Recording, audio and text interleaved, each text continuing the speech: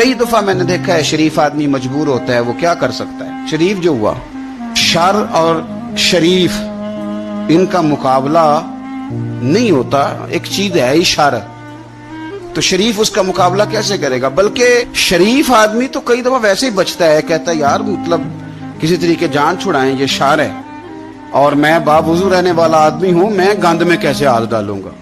वो बचता है तो लोग समझते हैं डरपोक है, हालांकि डरपोक और होता है और शरीफ और होता है। तो शराफत को लोग बुज़दिली जानते हैं। नबी पाक सल्लल्लाहु अलैहि वसल्लम के सहाबी हजरत सईद बिन ज़ैद रज़ी अल्लाह ताला और अशरा मुबशरा सहाबी हजरत उमर के बहनोई हैं, और ये हवाला मैं आपको मुस्लिम शरीफ से अर्ज कर रहा हूँ। हजरत सईद बिन ज़ैद रज़ी अल्लाह ताला अन्हु वो खूबसूरत आदमी है जिन्हें दुनिया में चलते फिरते मेरे नबी पाक ने जन्नत की बिशारत अता फरमाई। बंदे का कद काठ देखे कि जन्नती बंदा, यानी इतना एतमाद हुजूर ने किया कि फरमाया इसके बाद वाले आखिरी दम तक के आमाल पर भी मैं जानता हूं ये जन्नतियों वाले काम करेगा। इतना बड़ा आदमी, लेकिन एक औरत ने आके झगड़ा शुरू कर दिया। अरवा उस औरत का नाम था। उसे आके हज़रत सईद बिन ज़ैद से झगड़ा शुरू किया कि ये जो मकान है ना आपका, इसमें इतनी जगह मेरी है, मुझे आप बताएं एक शरीफ आदमी से औरत झगड़ा करे तो बंदा जवाब में कुछ कर सकता है। अब शरीफों की मजबूरियां तो समझे कितनी ज्यादा हैं। भाई एक औरत आ गई, उसने दावा कर दिया, बिना वजह इंसान कटहरे में खड़ा हो जाता है। यहाँ को बंदा आगे कह देता, कहता जी मैंने 20 लाख रुपया लेना है, तो शरीफ आदमी उधर क्या करेगा। वो तो मुफ्त में, और दाएं बाएं बैठे लोग वैसे ही परेशान हो जाएंगे कि पता नहीं को बात होती है तो कोई आता है ना।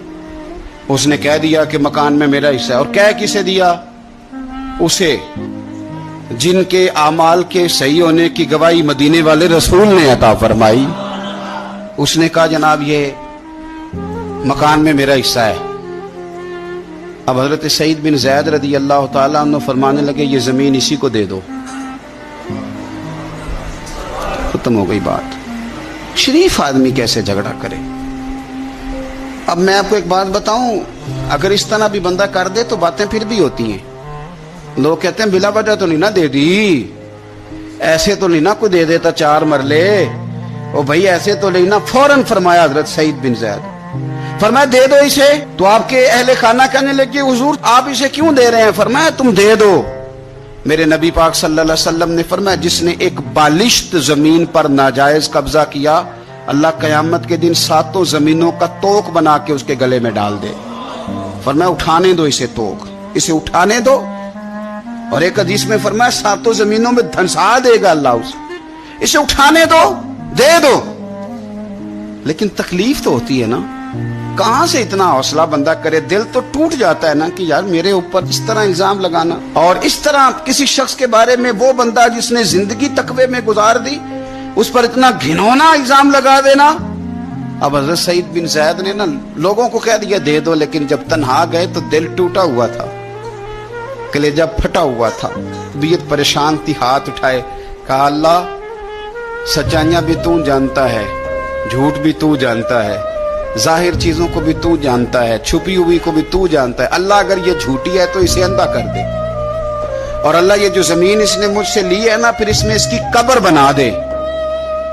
बादशाह रहीन ने लिखा है कि हज़रत सईद बिन ज़ैद तो पहले विसाल कर गए, लेकिन वो औरत जमीन तो ले ली, घर में रहती थी पर अंधी होकर रहती थी, ढूंढती फिरती थी, दाएं बाएं जाती थी। तो लोग उसे कहते थे क्या बना, कहने लगे कुछ ना पूछो, मुझे सईद बिन ज़ैद की दुआ लग गई है, मुझे लग गई दुआ।